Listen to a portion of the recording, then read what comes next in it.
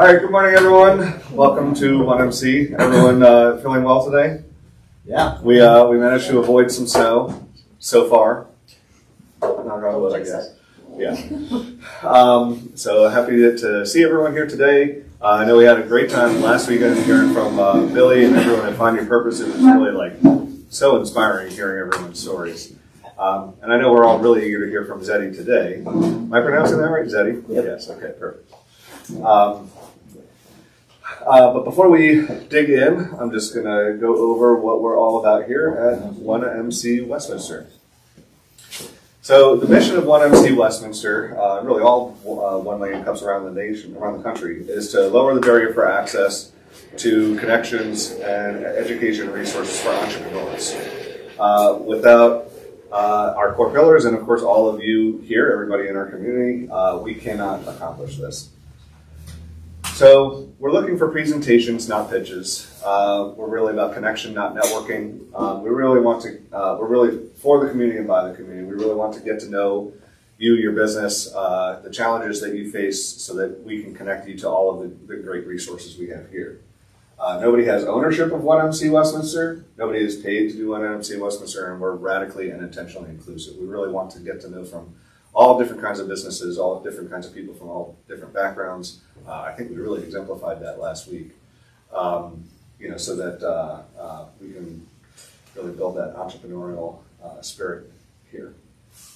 So we meet every week, Wednesdays at 9 a.m. We have 2 presenters whenever possible. Presentations are also on YouTube if you happen to miss it on Facebook Live. So feel free to go back and take a look at some of our past presenters. We ask that presenters' organizations be less than 5 years old and willing to ask for help because we always end with the question, what can we as a community do to help you? So here's our organizing team: Graham Dodge, Chris Abel, Vicki Slinkman, John Wheatman, Tina Thomas, myself, Julia Snap, and Gabby Rose. And with that, I'm going to hand it over to Xeddy. I'll give a really quick shout out to American Ice Cafe for coffee, the go-go juice, as Tina says, and to Genie Birds for the baked goodies. And if you're watching on Facebook Live, feel free to drop any comments or questions in the chat, and we'll read them out in the presentation. All right, I'll switch over. And also, as we're welcoming up Basil to present for Xeddy, I also want to just point out we have Kevin Fulmer, who's traveled here from Baltimore, who is starting a 1 Million Cups chapter in Baltimore. So let's give him a warm welcome. If you haven't introduced yourselves to these guys yet before you leave, please do so. Give them a big, Westminster welcome. All right, let me just turn off mine. Come on up, Basil, and get yours reconnected. So just go right back to your screen settings, and then this should be ready to go for you. Of course.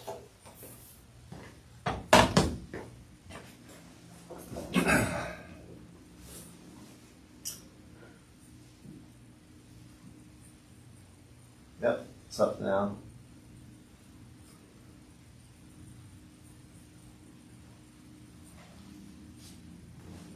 That's good. Awesome. So, first and foremost, thank you for your time, everyone. My name is Basil Udo, and my startup is Xeddy, where we are engaging customers like yourself to eventually be able to collect a piece of your community. So, when I was thinking of startup ideas, I wanted to start within my network. So I started with the place that I work. At the time, I was doing deliveries at my friend's carryout, and I asked him, I said, what is the biggest issue that you're facing right now in your industry? And he said 2 words. He said, Grubhub. Right now, Grubhub was taking so much off the top that they actually had to upcharge on the platform. And he actually told me a hack that he had to circumvent that 40% they were taking away from his business for sales and services.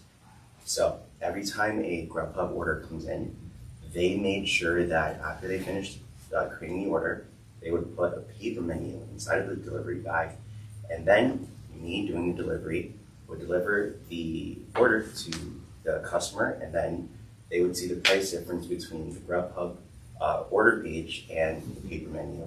And in turn, they get in the customer, and I do the delivery the next time via the store delivery phone number. So not everyone has this hack, unfortunately. So what we do have is a system where we are creating a way to retain more customers, drive customer traffic, build revenue so that in turn we can create profits for these restaurants and cafes, and that ultimately leads to higher return on investment on that integration. And how are we doing that? We are doing that with a focus on customer engagement, and we're doing that with the focus on these token-based loyalty programs. And you may be asking yourself, what is a token-based loyalty program? What are these tokens? What are we talking about? Well, the way that I like to describe it is tokens are one-of-a-kind digital collectibles that consumers like us can own. You look at them as digital Happy Meal toys that get benefits. So essentially, we'll be able to track the loyalty points and benefits that users have across the ecosystem or the community of these restaurants and cafes that we're partnered with. And because of the underlying technology, we'll be able to disperse a royalty or a percentage of those sales and transactions within the ecosystem to our partners. And why is now a good time to engage in this sort of experience? It's because a lot of restaurants and cafes are actually engaging on their own. And we're starting to see that with household names like Starbucks, for example, or Wawa.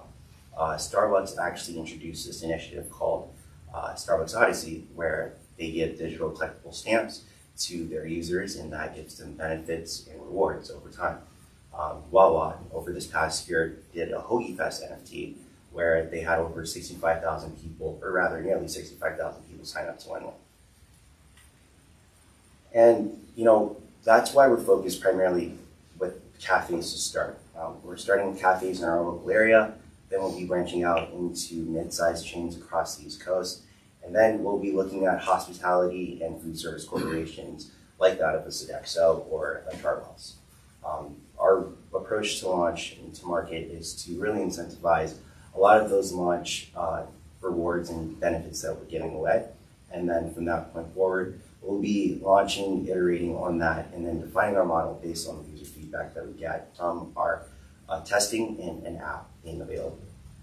And then, we go out, engage, and convert those chains, and we'll start to amass user base and really define and hone what will be the staple of Xeddy. And, that brings us to a really good question. Why are we starting with cafes? We're starting with cafes primarily because the good cafes like to be very community-centric, and community is important. Before the internet, there was a very big emphasis on cafes, restaurants being the staple in the community. And now, a lot of the great cafes do that, where they are creating a way for a lot of community engagement and reminding the community to stay involved in what we're doing, as opposed to just providing this high return on investment. We're also looking to provide a high return on impact. And we're doing that with our first partner, which was actually on the stream before, Oka Mocha. We currently have a letter of intent with them. We are developing out our app with them as well, and that's with the focus on ordering ahead and rewards. What we have here is just a brief wireframe that we've used to build out the application for the MVP. And this is what we've used as sort of a mock prototype to work off of. On this page, this is what we've come up with. It's much closer to being finished. This is a little earlier in our iterations. We're a little further ahead now, but it resembles a lot of the same features in that prototype, and it gives a lot of that same feel with engaging communities, having the order ahead aspects, and building rewards for users of the application. And how do we make money? Well, there's two primary ways. One is with the collectibles, where we will get a percentage of every sale that happens. And when customers resell those collectibles, we would also get a small percentage of that as well. When it comes to the order ahead aspect and the rewards aspect, we will also get a small percentage, 2 to 4%, until, of course, we see that economics require us to move a little higher. And we're pretty confident in this model because of how the incumbents are currently doing things. Like I mentioned at the beginning of this presentation, up to 40% is happening for Grubhub, Uber Eats, and DoorDash. What we're looking to do is up to 4% at this time, and that's highly attractive to restaurants and cafes. And we're fairly confident we can get this done because of Xeddy's foundational team. Some of these guys I've known for as long as 5 years, worked on numerous projects with them, and we've found some success. We're looking forward to bring what's on paper into action. And with that, I'd just like to hand it over to you guys, see if you have any questions for me, and feel free to scan this QR code to get a link tree, which will show you all of our different links and access to all of our different social media sites. But, thank you for your time, guys.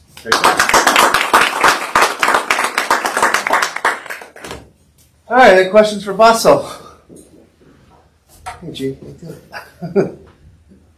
So at what point, I mean, there's a significant difference between what Grubhub is making versus what you're charging the restaurants. So at what point are you going to hit a break-even spot, or like where do you see that? How many restaurants would you have to sign up to get to a point where that is, I'm assuming that's ultimately the goal. To break even. Yeah, or then continue on to. Yeah, so you're asking me, correct me if I'm wrong, you're asking me at what point will I need to, or how many restaurants in total are required to break even? I think that question is still up for discussion. Really, our goals as of right now are to reach 4,000 users within Q1 of this year. Once we do that, we'll be in a much better position to dictate and see what our economic model needs to be. Just say, okay, this is the number of restaurants we need. And of course, we believe that our economic model will change at some point as well. So I can't give a definitive answer right now. So this is more of a proof of concept time for you guys. Very much vast iterative steps to get to, okay, this is what we're doing, this is how we're going to make it happen, and this is how we move forward. So is your main revenue model then the royalties on the NFTs? So I would argue that right now, our main revenue model will be the facilitation of order ahead. Oh. So adding that cafe aspect where you can order ahead, get your coffee, get your pastries, and we're just facilitating that as well as providing rewards. So if your app is also ordering online for the cafes and restaurants, or ordering through a mobile application. Okay, yeah, that's what I thought. And then more questions. So how do you get the NFT token? Is it once you order enough, you receive one, and then what are the benefits of each token? And how does that impact your revenue?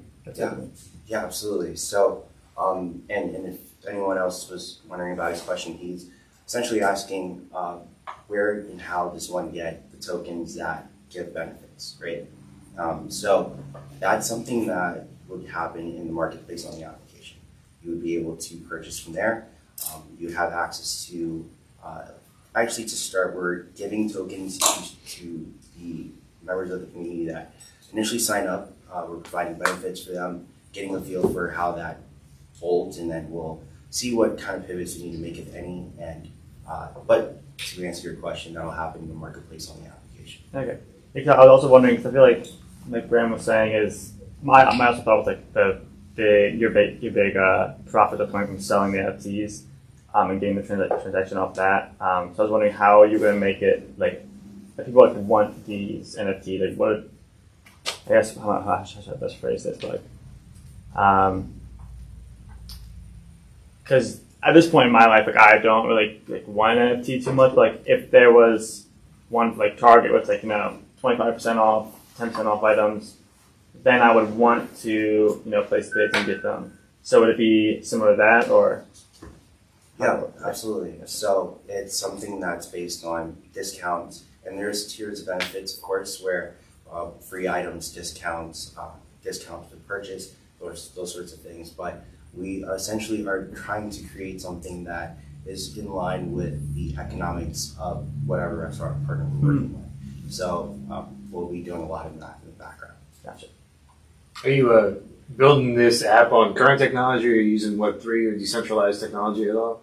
Yeah, we're actually building the application via React Native, very standard workflow for that. And in terms of facilitating the Web3 technology, we're utilizing the blockchain for that. Okay.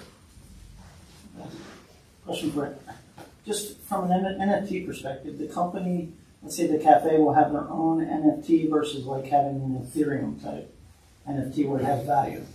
Or is it within the cafe that they have their own NFT that is where the economics are? Like to get points or whatever it is? Yeah, so it sounds like you're asking, will this be something that's specific to the restaurant, or if it'll be something that is specific to or brought into the entire ecosystem? Right. Is it a Xeddy NFT or is it more a restaurant type? Right. Yeah, so we will have restaurant-specific NFTs, and we go about calling them tokens, collectibles, but generally restaurant-specific so that it's something that drives a lot of traffic and economics towards that specific location or brand of locations. Is there a development cost for the restaurants for the initial development of the? So at this time, no. Okay. We're front loading all of this just so that we can facilitate a lot of sales and Get things use going. and numbers on the platform. Are you actively looking for restaurants? Yep. To be involved, and do you have a geographic area that you're focusing on? In the most broad sense, Maryland, but Okay. very specifically Baltimore. Yes. Okay. City or county? Both. Okay. Yeah. Yes. The greater Baltimore region. Gotcha. Exactly.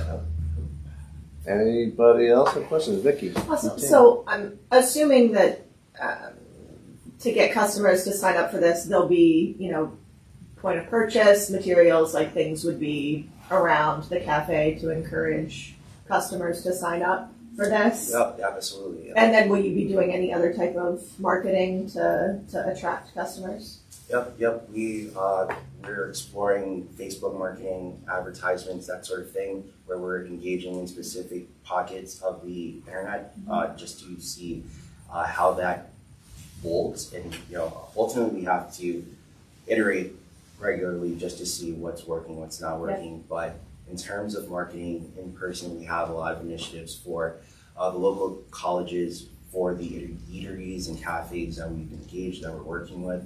And then we'll be also encouraging network ambassadors, either on site of those colleges or on social media as well.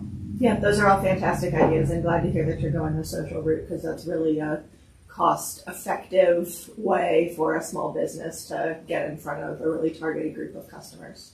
Absolutely. Thanks. Yes, Scott. Sure. I may have missed this. What percentage of the businesses are doing this themselves versus outsourcing it to an organization like you? So percentage is, I don't have a number for percentage, but I can say that there are a number of Web3 initiatives happening outside of the restaurant and cafe space. The examples I provided earlier were Starbucks and Wawa. Those are pretty new. The Starbucks initiative is called Starbucks Odyssey. Should be rolling out sometime this year. They've had some beta testers now. But right now, that's pretty much the focus of this industry that we've seen thus far. So Starbucks is probably the biggest name. But that's part of the value prop as well, right, that you would bring to a small cafe, is that if they want to have some sort of online ordering, I know that I will never call a phone number to place an order. That's something I don't like to do. So you can say to them, look, if you want to have online ordering, you don't have to use one of these big, national platforms, and we can set this up for you. Because I have seen some smaller cafes who try and do it themselves, and they have very clunky, integrations. You don't know if you actually place the order. Some have it on their website, and it's mainly there because it was part of their website. You can't actually even use it. It's not functional. So I think that's something that you can bring to them as well, that you're adding this component that will bring them value. Yeah, absolutely. Seamlessness, ease of use, another one of our core tenets. What is the main problem that you're solving, though? Is it the disparity between the menu prices and the online delivery prices? So, no, I would argue that the main problem is lack of data, waste of resources. We're engaging customers in a new way, so we're able to see what they're doing in terms of on a broader sense. When we have this NFT, this token collectible engagement where users are transferring and sharing and trading these collectibles with specific benefits, you start to see what they consider valuable. So a lot of our value proposition, a lot of our value comes from the innovation of seeing having traceability of loyalty benefits across the ecosystem. But I think you lost me there, and I'm assuming maybe some other people may have gotten lost, because at the beginning of the presentation you talked about that disparity in the pricing. Then the solution got drawn to the NFT rewards program. And so I feel like I'm missing a piece here. So if you can just kind of explain what the problem is, that like how this solution solves that problem. And maybe the problem is something I'm not understanding because I'm not in that ecosystem in terms of a college student ordering from a small cafe. But, you know, and with a desire to own NFTs and a desire to share data. Absent all those things, what's the problem? Like, what are you trying to solve? Broadest sense, low return on investment on integrations. Okay, all right. So a couple things. Are you familiar with the Baltimore Regional Tech Council pitch and pour? No. Okay, so I'll get you some information for that because I think you'd be a good fit to go to one of that, especially since it's in your region. So I'm assuming you've looked at things like Untapped and similar, because they don't do the ordering side, but they do sort of the badges, collectibles, and it's a data collection. I can tell you I use it simply because I can go back and look at beers. I was like, I think I've had that beer. Did I like it? And then I can go back and say, oh, I rated that 2.6. Oh no, I didn't like it, so I'm not going to get that again. But I rated that one a 4.2. So have you looked at competitive apps in not just the ordering space, but in the collectible space? Yep. So in the collectible space, there are apps like Hang, Sweet that exist. Those are very different, but I would say Hang is probably our closest competitor. Sweet engages in digital collectibles in a very specific way that I do admire, actually, but a little different in terms of industry. I'm not familiar with Untapped, but I will look into that. It sounds very interesting. Yeah, they don't use it. It's just badges. But, I mean, I would say from a technology standpoint, it's more like today's technology, where it looks like you're building something that is, at least from a technology standpoint, is based on the future. So so that there's a difference there. But I think what you've seen is that they've added users consistently year over year, and to the point where even people like me who don't generally use a digital app to collect data in this area I have, because food and drink matter to me. So I think that's an interesting. And there's one. I know there's one for wine. It's like in vino, and there's also one for marijuana to test different strains. So why not coffee? We have 2 questions on Facebook. Gabby? Yeah, so our first question is from Marcus Proctor from Innovators of Progress. What type of intellectual property will help defend this concept from more established competitors? Yep. So I did mention that traceable portability of the benefits being used across the ecosystem, but we are experimenting with the idea of integrating some level of algorithmic and machine learning technology to also gather more data for these restaurants and cafes so that they can better advertise and market and also prospect for more customers. Okay, and our second question is from Tina Thomas from the Infinite Love Project, and you kind of answered this already, but what is your why? What passion causes you to want to solve this problem?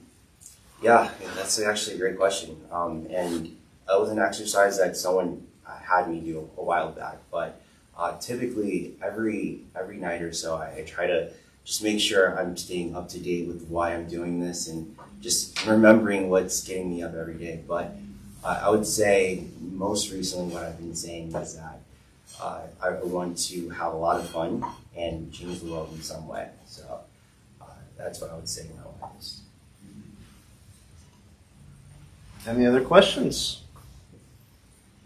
And I guess just to put a final point on it, who's your customer? I guess would you say is it the cafe owners or is it the cafe customers, the patrons? Yeah, I would say we have a two-sided market.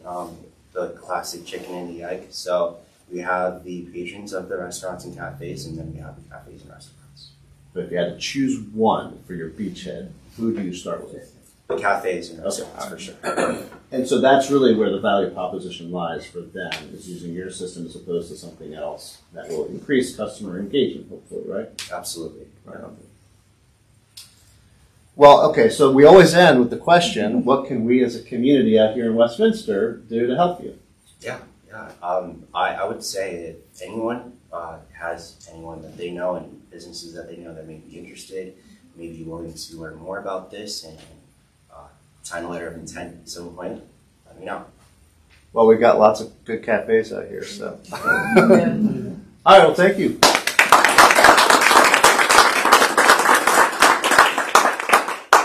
All right, so it's 9:30. We can go right into community updates. If anybody here, well, first of all, by show of hands, does anybody have a community update that they want to share today before we adjourn? Rick does.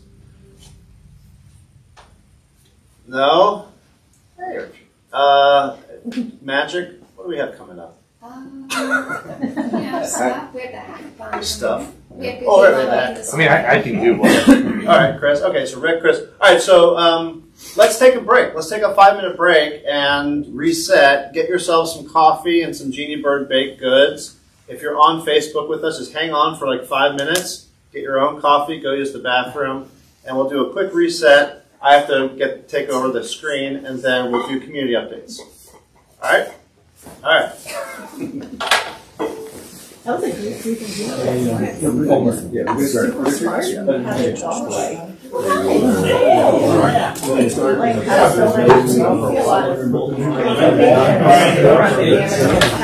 ideas that don't have a lot of like.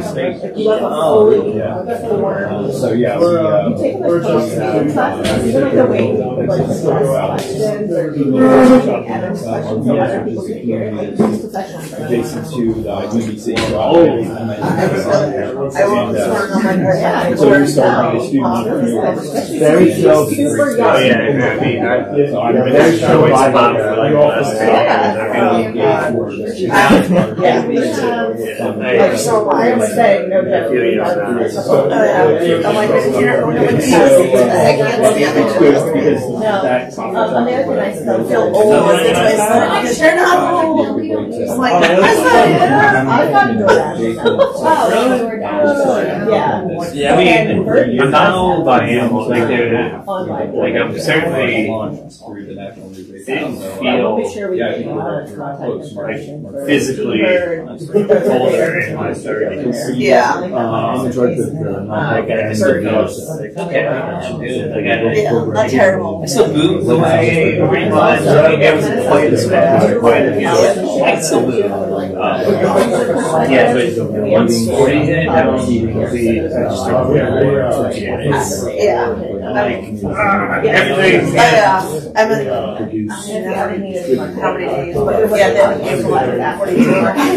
That first hour of being awake, I gotta like slowly start moving, like I can't just jump in and think. Yeah, stretch. In the grand scheme of things. No, exactly. That's crazy. It's like I think I can now like, okay, I got it. You know, another 50 years. Yeah. And he actually went for his driver's test. Missed it. He did something that we don't usually have to do. You know, when the check was going, and he don't want to play so less. It's either that or just like most of the places that I literally want anywhere. And there's just this like aspect of his dad. Yeah, that was my sister. I said that was my mom. She was really young. Okay, so what does that look like you? Does that other make you look really young or you look really old? He's 17. He has almost a full.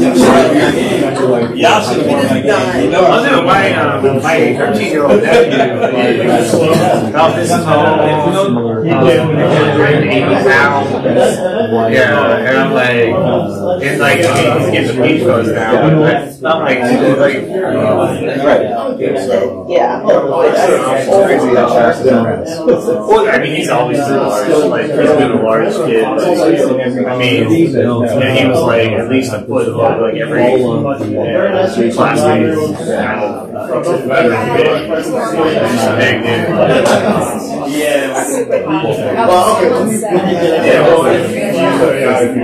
All right. Let's do some community updates here. We're literally just talking about that. I was like, I don't have a card. I'll find it. All right. If you're on Facebook, you join us again. We took a brief break and we're just getting coffee and Genie Bird baked goods. Again, thanks to American Ice and thanks to Genie Bird for that. Of course, thanks to Start Portal for hosting, and Magic and my fellow staff at Magic for helping to coordinate this morning, especially Gabby, who waited to go get in the cold to get the Genie Bird and the American Ice this morning. So thank you, Gabby. So we'll just do some quick community updates. I'll just start since I'm already up here. Magic has another good game on Main event coming up at our office on Main Street next to Genie Bird, where we host basically an evening of Nintendo Switch, games, Super Smash Bros, Mario Kart for the community. That'll be 5 to 8 p.m. on Friday, January 27th. That's this Friday, right? Yeah. Okay. And then we have our Big Data Boot Camp is starting up in February. It's our second round with our instructor, who's a NASA engineer, Olga. She's fantastic, and we've actually adjusted the timing of this event to accommodate people better. So it's going to be on weekends instead. Was it Sundays? Sundays, 10 a.m. to 11 a.m. And then there's some asynchronous modules that she'll include in that. You'll learn Python and other like Pandas framework and stuff like that. And then we have our next hackathon coming up on February 25th. So you'll hear about these things a few more times at 1 Million Cups before we actually get there. But this year's hackathon will also be a slightly different format where we will only actually be focusing on a one-day event as opposed to the previous years where it was a 3-day event. And we have found just since the pandemic, doing the multiple-day events where everyone's sort of hunkered down, in a room together is lost its luster for some reason. So we're optimizing and streamlining that experience. And then I also just really quickly want to draw your attention to our newest endeavor, which is the Autonomous Robotics Innovation Center. We actually have a splash page now for our new website, aricmd.org, which is also a redirect from autonomousrobotics.co, which is a pretty cool domain name that we picked up for that. And then if you haven't heard us talk about ARIC yet, you can go here and see all the different industry partners locally and community partners who have helped us out. Everyone from Modern Comfort to Gizmo's Art, Lindy McNulty, to the Collard Foundation, to Ting, and other leading tech providers like Six Sensor Technologies. Anyway, so this is still just a splash page. We'll get like a full redesign that we're working on right now, like a full website up soon. But this is some of the progress that we're making, in addition to the painting and the putting down new flooring and things like that at the space behind the old Westminster furniture store on Main Street. So that is it for Magic updates. I will invite Rick up to do a Startup Portal update. All right. All right, thank you very much. So Mike from the Chamber will be happy that I have props. But tomorrow evening, 4 to 6, we're doing the Chamber PM connections here. So what we'll do is take all these the chairs here and move them to the side, add some more high tops, and I think we'll have probably 50 people here. So if you're around tomorrow evening, you don't have to, Chamber, I'd love for you to sign up. But if not, and you just want to show up, please, come on by and check us out. So 4 to 6 tomorrow. The other thing that we have going on next Wednesday, Julius, if you want to, why don't you tell your idea? Because I added on to it. So. Well, yeah. So I think we mentioned on previous 1MCs community updates. We have started a fractional CTO service through Dirigible Systems. And we do weekly office hours. We kind of took a hiatus over the holidays and a little bit through January, but we're back doing that. And if you want to meet with us virtually tonight from 4 to 6, you can sign up through our website. But we will be doing in-person office hours next Wednesday, February 1st, 4 to 6, right here at Startup Portal. So, we're going to do a kind of like one-stop shop for anybody who has a great idea. Yeah. So I added on to that a little bit to say, okay, well, if you're here, I'm here. If you want to talk numbers, we have some data from equity crowdfunding we share with you, and then we also have John Wheatman coming to basically, if you want to talk legal. So really the idea is we'll probably do that once a month, but come in and do a little fractional round table and just sit down and ask questions and get ideas. And part of it came from, I met a young lady in Frederick the other day, and she's like, I'm starting my business. She has this great idea. And it's like, should I get an LLC? And it's like, I don't know if that's the first question you need. So John's here. He can answer that question. Please get that answered. And if you have technology, you can talk to Julius about that, and I can help you with the numbers. So what we'll probably do is maybe once a month, just rotating, okay, who's the fractional person or expert here, so you can basically plan for your business, because it does take 6 to 9 months and a long time, especially developing software or product. Yeah. So we're rolling that out next week. We'll probably do a lot more advertising for the month of March than February. And then what I'm going to do after that is a virtual and in person as well, but just talk about Startup Portal, equity crowdfunding via a YouTube type scenario. I don't know if you're here or in our podcast area, but really just talking about and educating. That's the key for what we're doing.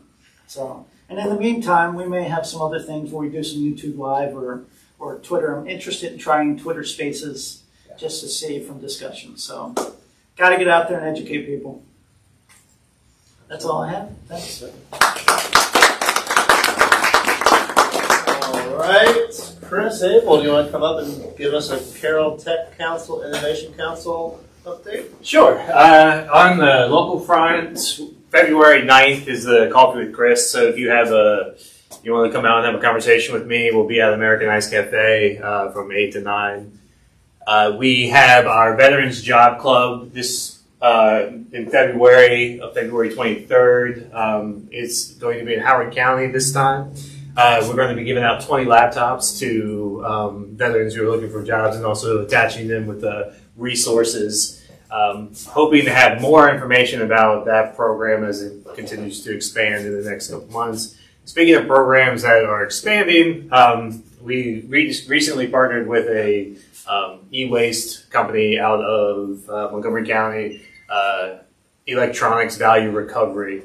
And we're going to be bringing e-waste collection events to Carroll County over the next, right now, tentatively, it's going to be quarterly. So we're looking for a couple things. One, we're looking for partners who maybe have some space where we can hold, it can be outdoor space. So like if you have a large parking lot or something like that, that would do, where we can hold, maybe a 4-hour event where there'll be a truck there, people come through, drop off their electronics, and then EVR takes them back to their shop. Do you know what it includes yet? What kind of e-waste are you accepting? So, TVs, computers, anything that helps a computer run. So from, even if you, pieces of a computer. So, if you just have, little secret, shot into my home life. But if you just have motherboards laying around your house, you can bring don't ask me why I have monthly 10 to 12 motherboards. We know. We all do, right? Yeah, everyone has a motherboard. But you can bring that mouse, keyboard, really anything that is multi. What I really like about this company, and I want to do a full presentation. Once we have all the details, I'll give you a little snapshot of that. What I really like about this company is they truly care about, what's happening to this. So I say e-waste, but to be honest, they recycle a lot of it or reuse a lot of it. So I was telling Julius, they actually even reused, the chips that are in the computer, which I had no idea you could do. But they during the pandemic when there was a shortage, they actually made great business, reselling the chips that they pulled out of. Even one of my favorite stories from them was that they still reuse third generation i5s to go in traffic lights. I was like, oh, Wow. I had no idea, but that's what I mean. They try and part out every computer. So they'll resell a computer at whole. They'll also try and part out everything, and they have partnerships throughout the United States to for this. So they're actually. I mean, I only got in contact with them because they are starting to focus on Maryland again. They have all these national partnerships that they started, and they were one of only like 6 companies in the United States that do something along this line. And I think it's important that we talk about not only like fixing our electronics, like right to repair. I think that's extremely important. But then what do we do with our electronics? Because it's not like a piece of cardboard or something that we have a regular way to recycle. There's very few companies that are what do you do with a 5-year-old computer? And so this was born out of me getting a lot of calls and emails saying, hey, we have, a 10-year-old laptop, but we don't know what to do with it. Would you like to take it? Like, not really. We don't really have the means to repurpose it or reuse it, but we found this partnership that will allow us to start taking it. So over time, this year is probably just going to be one-off events, but over time I'd like to have a steady way to collect your e-waste. So if you're a small business or a medium-sized business, keep that in mind. Keep an eye on our website. We'll be having events throughout the year. Cell phones too? Yeah, cell phones, TVs, flat. So when I say TVs, flat screen TVs, I know some of you Not out there CRT, still have the CRT. Yeah, so flat screen TVs, laptops, literally. I mean, I know you said, Rick, your routers are fine. Even cables. So if you have Cat 6 cables, Cat 5 cables, any cables, they'll take the cabling. So they really will, if anyone's really interested in the details, I can send you a list of all of the stuff that they do take. I mean, it's 2 or 3 pages long. So. Well, we just follow you on Facebook, right? You'll post it there once you go. Facebook. Come to our website. Oh, Snapchat, whatever you're on. Definitely look at our website. I mean, I would say LinkedIn, maybe. I mean, not a big Facebook guy. You're active on Instagram, fairly. Yes. Yeah, well, that's all because of Molly. Shout out to I was going to say, Molly is active. So, Molly, if you're watching and listening, hey, get that list and put it out on Instagram. Well, when you're ready, I mean, Facebook would be a great, obviously, to advertise. That's what point out right there. Yeah. Follow us on Which we, Facebook. I don't know what else to say. That's an old website. I know how difficult it is to recycle smart TVs. I mean, after 5 kids and 3 or 4 moves across the country, I have a few damaged flat screens I have not been able to take to Staples or wherever, or Best Buy, which you'd think they would take them, but they don't. Yeah. So anyway, I'm looking forward to that event. I'll just do a quick shout out on behalf of Steve Lowe and the Chamber about the Carroll Biz Challenge. So if you're not familiar with the Carroll Biz Challenge, this is like Carroll County's premier pitch competition. You can win over $10,000 and a lot more than that in sort of added value by local partners. So there are 13 days and 8 hours left till the kickoff. And if you go to carrollbizchallenge.com, you can learn how to apply. It's for Carroll County businesses. So, anybody else have a community update that they want to share before we give you guys back more networking time to drink coffee?